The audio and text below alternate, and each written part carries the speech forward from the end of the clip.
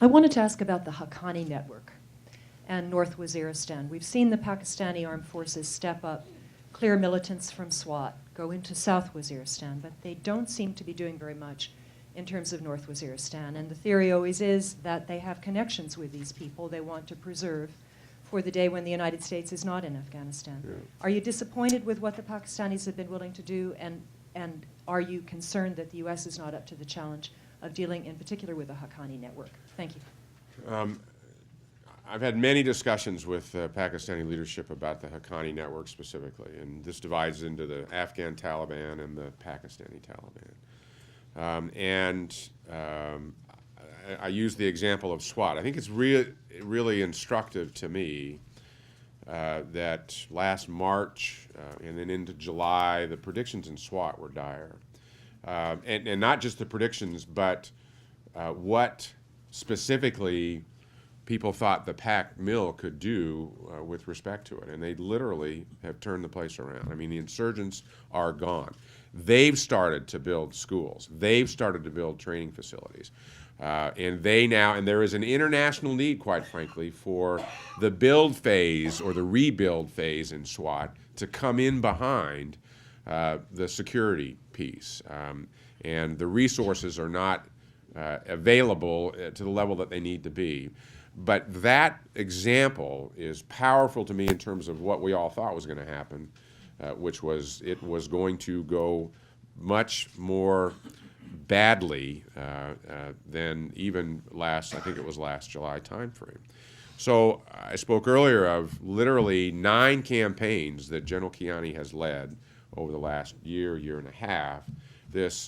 This change in focus, and I've been out and seen their counterinsurgency training, which is Army-wide, the removal of troops from the east, from the Kashmir border, to fight in the west.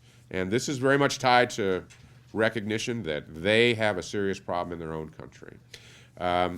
And General Haqqani and I have spoken specifically about the Haqqani network many times, and there is increased pressure being brought on that network. But I think it's unfair to say, having, in fact, literally just finishing the operation in SWAT, how come you haven't kicked one off into North Waziristan?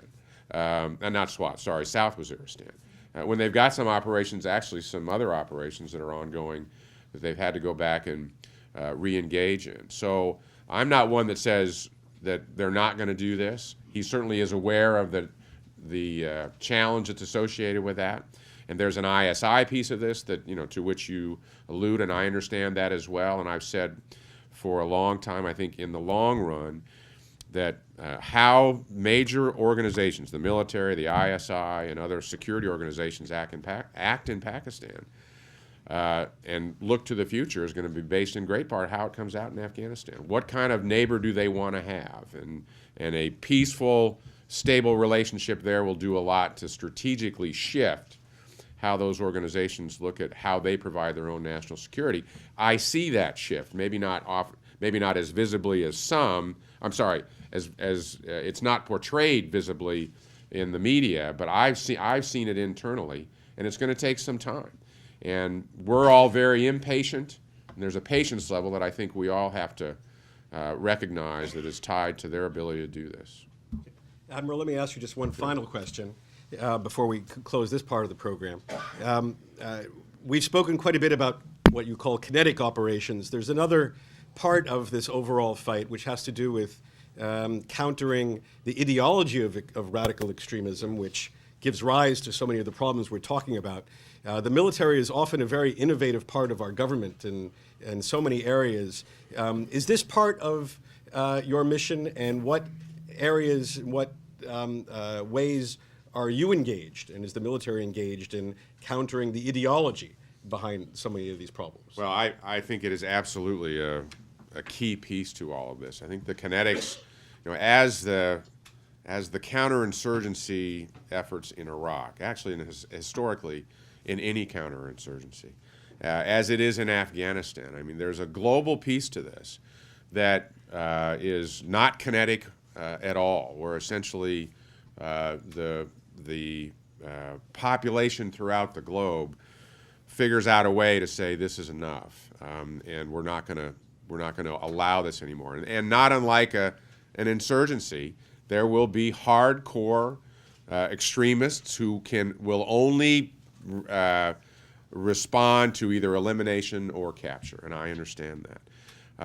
And because the military carries such a big part of this load, I'm very focused on the non-kinetic side of this, which gets to, in ways, the overall economy in various countries throughout the world, governments which provide for their people, that will raise young Muslims, in particular male Muslims, with a future, as opposed to put them in a position to make this kind of decision to become an extremist or a suicide bomber. And I think that's something that all of us must depend on in terms of how this gets approached in the long run. And in the end, I believe it's we need to support Muslims and this great religion, which is being corrupted by a very potent,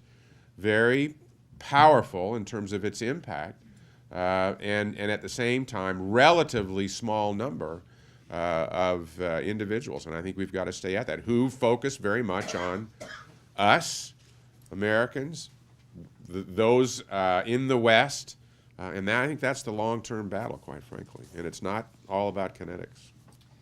Admiral Mullen, thank you very much for joining us here at the Washington. Thank you.